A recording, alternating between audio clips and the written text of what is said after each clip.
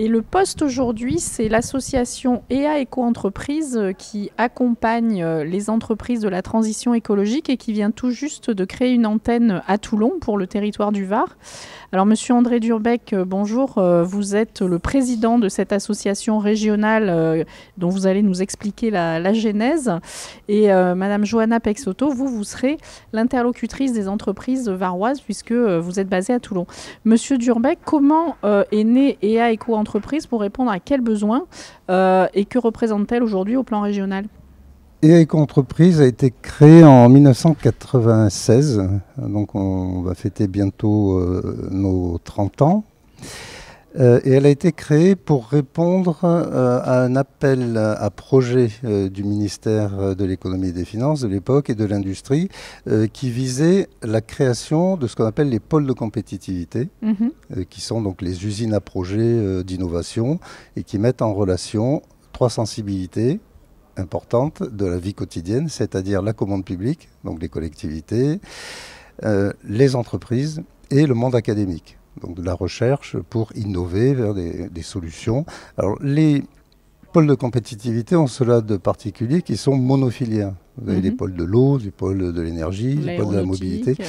Et on s'est dit à l'époque, d'ailleurs au niveau national, mais ça s'est répliqué, cette réflexion au niveau régional, qu'il serait intéressant d'accompagner aussi les TPE et les PME d'une manière transversale, c'est-à-dire pas monofilière, comme j'ai dit, les pôles de compétitivité le sont, et avec entreprise ne l'est pas. Et en région aujourd'hui, donc près de 30 ans après, nous sommes le seul réseau de TPE et de PME qui soit transversal, donc pas monofilière, et qui adresse deux grandes questions.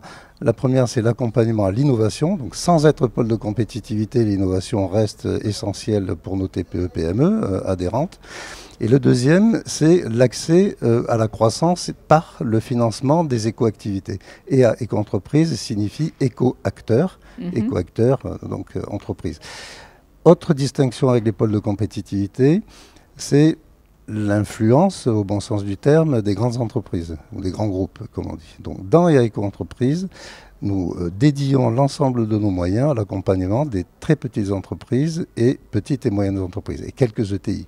On est évidemment en échange permanent avec les grandes entreprises, et qui sont aussi un des moteurs de l'économie et de l'innovation. Et on veille à défendre et quelque part garantir aussi entre l'autorité publique et les bénéficiaires finaux de l'innovation les intérêts des petites et moyennes entreprises. Donc ça veut dire que même une entreprise qui est déjà adhérente d'un pôle de compétitivité peut tout à fait se tourner vers votre association. Madame Peixoto, donc vous êtes dès à présent basée à Toulon pour représenter l'association dans le département. Pour frapper à votre porte, quels sont les critères vous attendez à toucher quel type de public et qui peut venir vous voir pour un accompagnement ? Alors, on va accompagner des TPE, des PME. On peut accompagner également des startups. On va essayer d'aller toucher au sens large les entreprises de façon à pouvoir les accompagner et à surtout à créer des mises en relation et être un peu facilitateur effectivement entre tous ces acteurs du territoire. Oui, avec par exemple des colloques, vous en avez organisé un il n'y a pas très longtemps. Exactement, donc il y en a eu un le 12 septembre qui s'est co-organisé avec la métropole de Toulon sur l'achat public durable. Et donc là, plein d'acteurs se sont réunis pour faire des tables rondes et mettre en avant effectivement les entreprises et aussi les collectivités qui étaient présentes pour échanger ensemble. Donc le critère, c'est d'être dans une activité de transition écologique, ce qui peut toucher beaucoup de secteurs différents. Quels exemples d'accompagnement vous pouvez nous donner, Monsieur Durbec, qui ont déjà été faits dans la région ou qui reviennent régulièrement ? L'exemple cité par Johanna est intéressant, c'est-à-dire que le colloque vise deux types de cibles.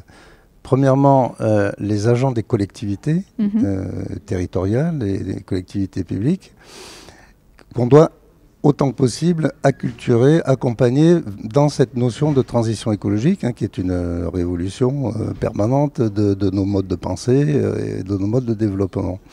Et donc dans ces colloques-là, on a 5 piliers, mais je vais essentiellement parler de 2. Le premier, c'est donner la parole à ces agents de collectivité pour les aider à exprimer leurs besoins et leurs questionnements par rapport à la transition écologique. Et le deuxième, donner la possibilité à nos membres TPE-PME de mettre en valeur leurs solutions pour répondre à des questions opérationnelles très concrètes sur les besoins des collectivités. Et on a toujours un tiers-temps dans nos colloques, et c'est un peu une marque de fabrique d'EA, qui est la mise en relation publique-privée et un temps laissé au privé entre eux pour créer des synergies. Et ma devise depuis plusieurs années, c'est 1 + 1 = 3.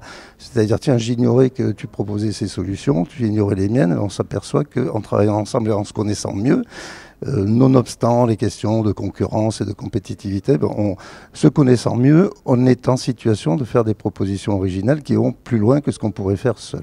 On vient en complémentarité de beaucoup d'acteurs effectivement du territoire. Et tout ça pour favoriser les activités et les solutions de transition écologique.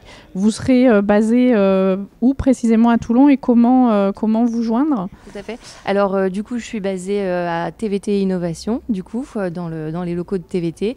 Et comment me joindre ? Directement, soit par adresse mail ou sur LinkedIn, tout à fait. Merci à tous les deux. Merci à vous. Merci beaucoup pour l'invitation.